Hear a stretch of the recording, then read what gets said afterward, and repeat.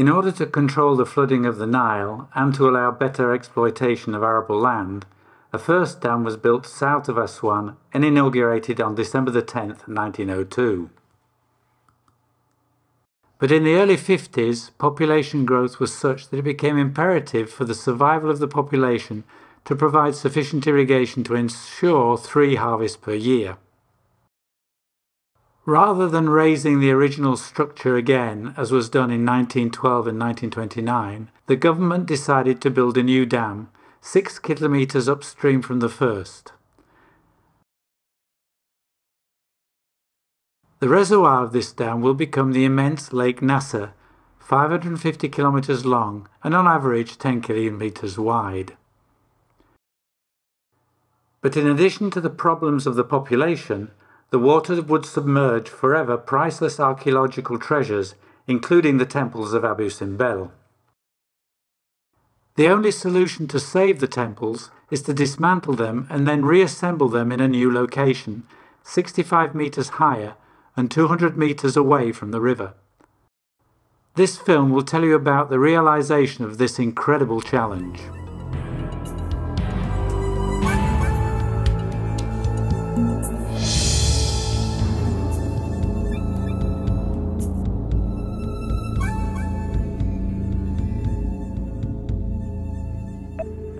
The threat to the monuments of Nubia alarmed the world. The United Arab Republic appealed to UNESCO for help. UNESCO launched an international campaign to save this heritage of the past, and more than 50 countries agreed to share the financial burden. A race against time and the rising waters began. Many ways of rescuing the Abu Simbel temples were suggested. The plan ultimately agreed upon is this: construction of a cofferdam to protect the temples from flooding while building work is in progress. The facade to be banked up with sand to protect the statues of Ramesses. Shoring of the interior of the temple with steel scaffolding.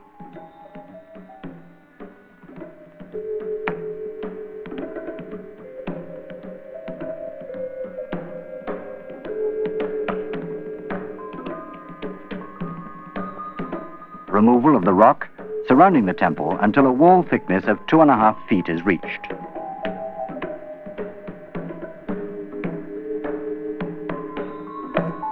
Dismantling the temples in blocks of 20 to 30 tons and removal to a safe storage area.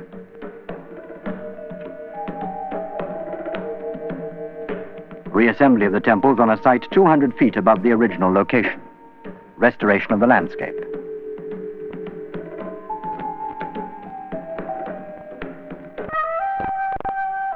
In November 1963, the joint venture Abu Simbel, an international group of building contractors from 5 countries, received the contract for the removal of the temples. The Abu Simbel project has been a difficult assignment. The climate and especially the remoteness of the site have made things more difficult. Aswan, the nearest town, is 175 miles downstream.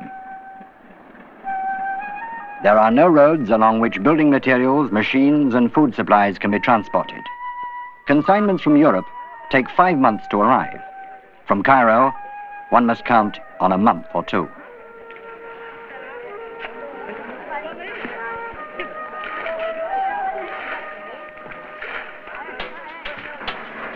Yet, there is no time to lose. Even before living quarters can be set up for the crews, work has to start on the construction of the cofferdam. First of all, a steel piling wall is erected.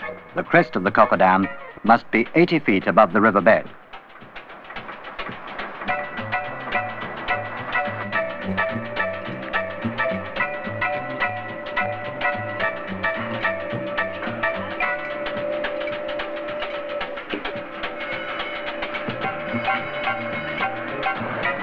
In the beginning of November 1964, a critical stage was reached in the race against time and water. Because of heavy rain in Ethiopia, the river rose to a level about 6.5 feet below the crest of the dam. Work was already in full swing on either side of the cofferdam. Before dismantling of the rock figures could begin, the statues, as well as the entire facade, had to be covered with fine sand as a protection against falling stone. At the more sensitive spots, it is applied by hand. Excavation work with special machines starts from the top on the rock plateau that has been prepared. A guard over the facade prevents large rock fragments from striking the layer of sand.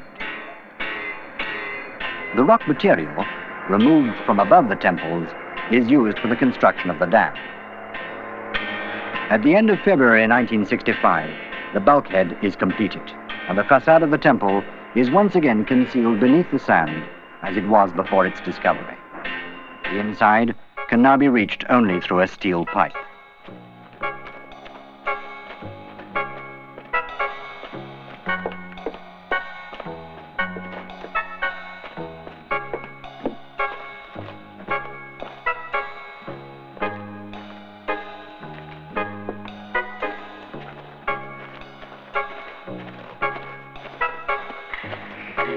The reinforcement of the interior is now almost complete. 240 tons of steel sections were needed for the shoring work.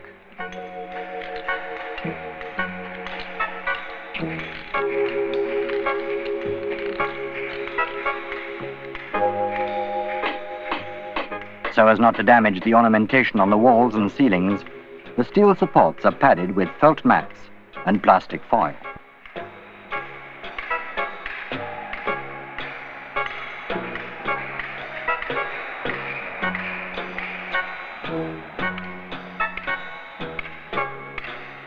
All steel supports are numbered for reassembly of the temples in the same sequence. The really critical work starts with the removal of the rock above the temple.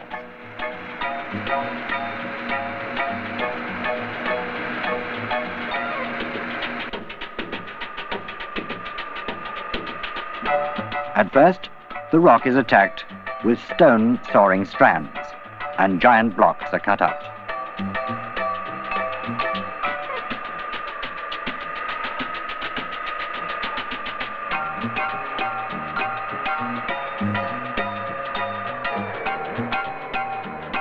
Jib saws are brought into use.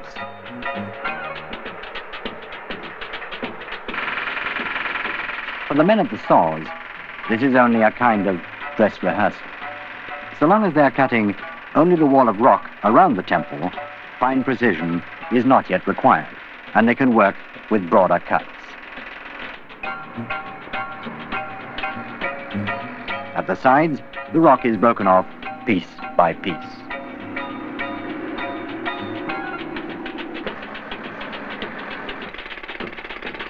Pneumatic drills can be used only on the outer sections.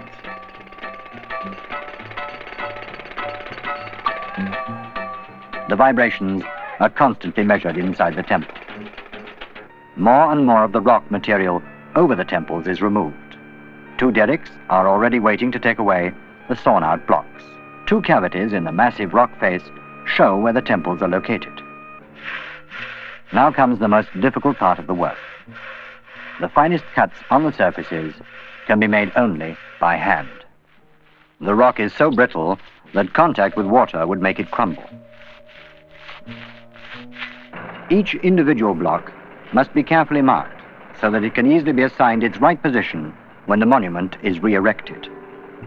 There are 1,047 temple blocks and 7,700 blocks of other rock with an average weight of between 20 and 30 tons each.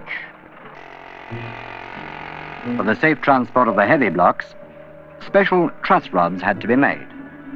The drill holes which accommodate the anchor trusses are filled with synthetic resin to withstand any strain possible during transport.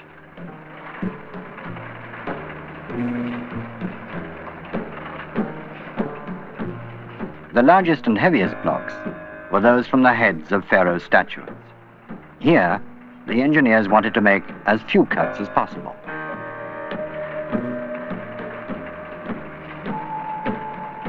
Before sawing starts, the cutting surfaces are protected with plastic foil.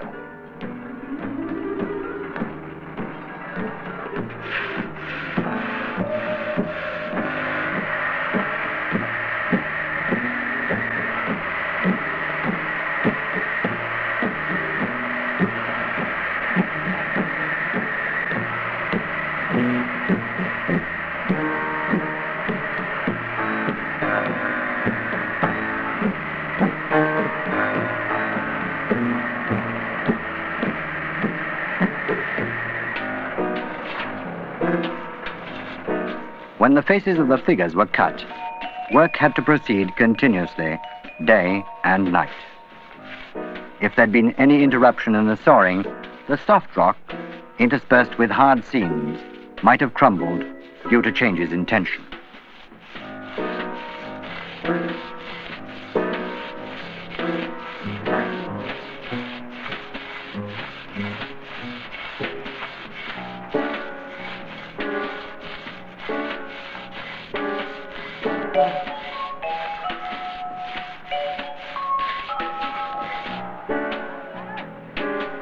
And this is the moment that journalists and press photographers have waited for all night.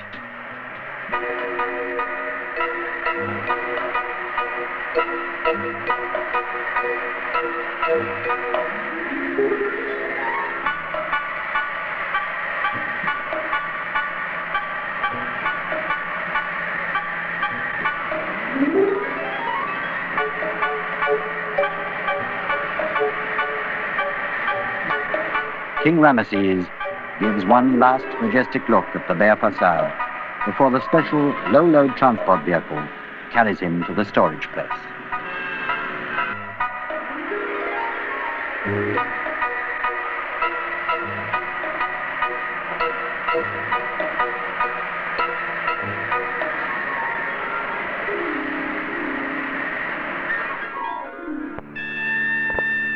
The two storage sites are located on a plateau near the spot where the temples are to be re-erected. The position and number of each block is registered just as if it were a book in a library.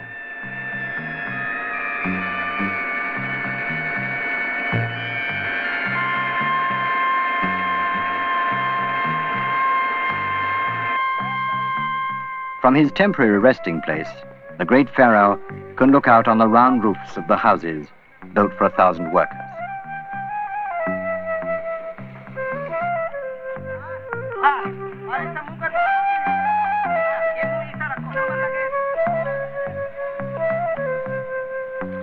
He may even cast a longing gaze over the swimming pool, whose waters must seem like a mirage in the desert.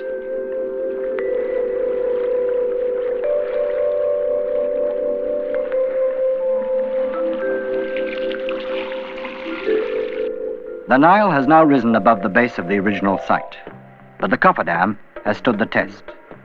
The monuments are being saved in time. As the days pass, the hand sawing of the blocks and their removal to the storage site becomes routine. Each block is transported without jolting, maintained in its original position.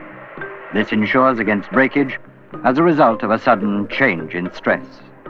The work advances farther and farther into the interior of the temple. Every day, new artistic masterpieces are brought for the first time into broad daylight.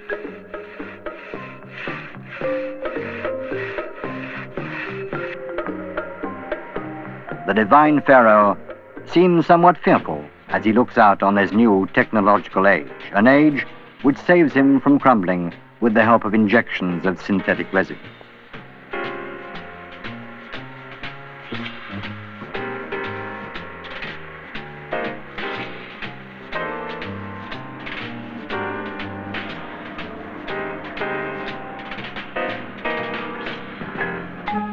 The supporting pillars are dismantled by means of very fine cuts. Here, work is done with extreme care. These surfaces, which have been exposed to the elements, are particularly brittle.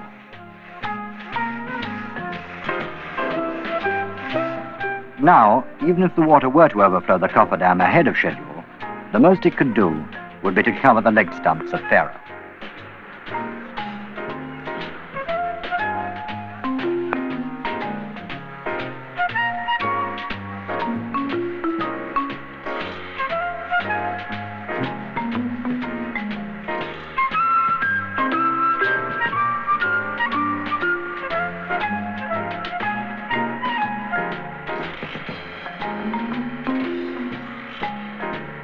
The last of the wall reliefs is ready for transport. By coincidence, it bears the motto under which the salvage project is being carried out: the union of the Upper and Lower Nile as the symbol of wealth and fertility. While the dismantling work proceeds, preparations for re-erection are made on the plateau. Large-scale leveling operations have been completed. The axis has been precisely calculated to produce the same biannual miracle of sunlight. The reconstruction of the temple interior can begin. The same steel shoring sections which served for dismantling are used.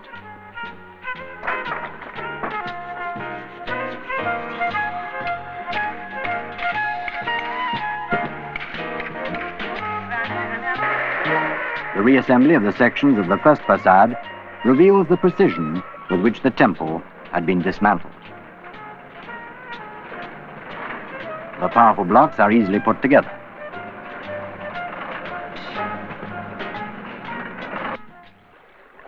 The original site has now been completely abandoned. The Nile covers it at last.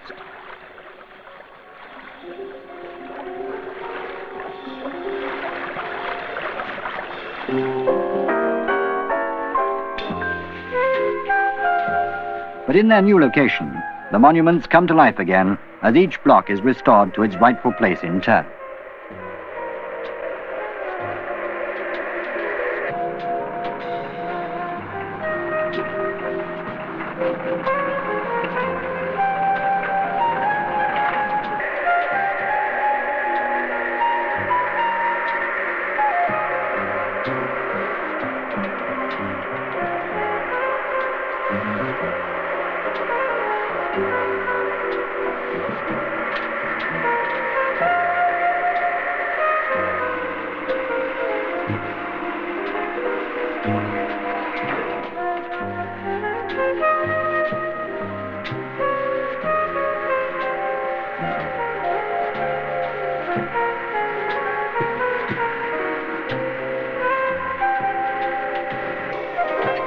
The final phase of reconstructing the 22-meter-high statues begins.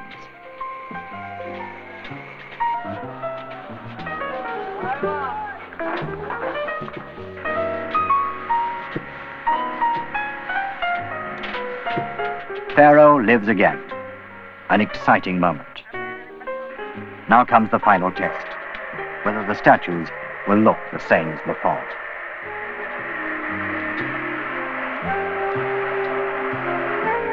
The great engineering achievement of relocating the stone temple is not the end of the work, however.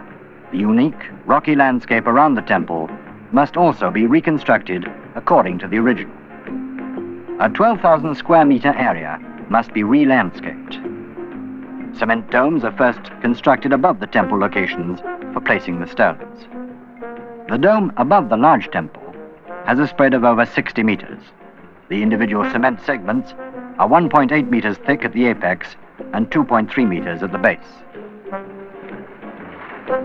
Some 10,000 cubic meters of cement are involved in this giant construction. The height of the cover above the apex is more than 10 meters and will have to support more than 20 tons of stone per square meter. The entire stone covering of the surface is estimated to be 350,000 cubic meters.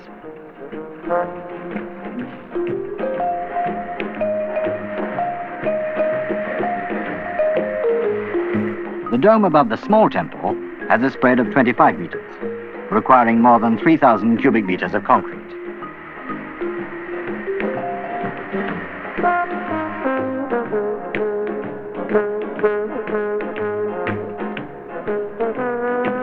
The last of the blocks, comprising the facade of the smaller temple, are set in place. More than 7,700 stone blocks must be rearranged between the temples.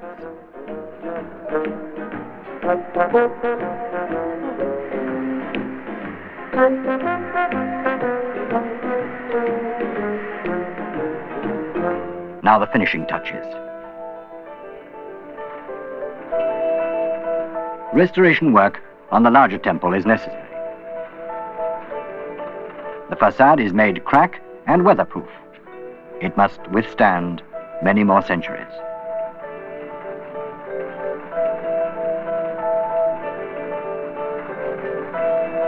When the seams have been closed, it will no longer be evident that the temple was once sawed into individual blocks.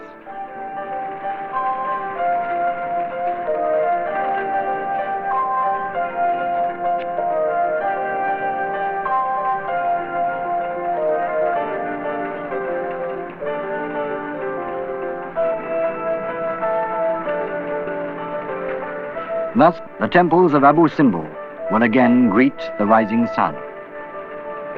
They will bear witness both to the supreme genius of an ancient civilization and to the miraculous skill of modern technology. They will also bear witness to the determination of the world as a whole to preserve the best of the past while building the future, and to apply international cooperation for the achievement of these great purposes.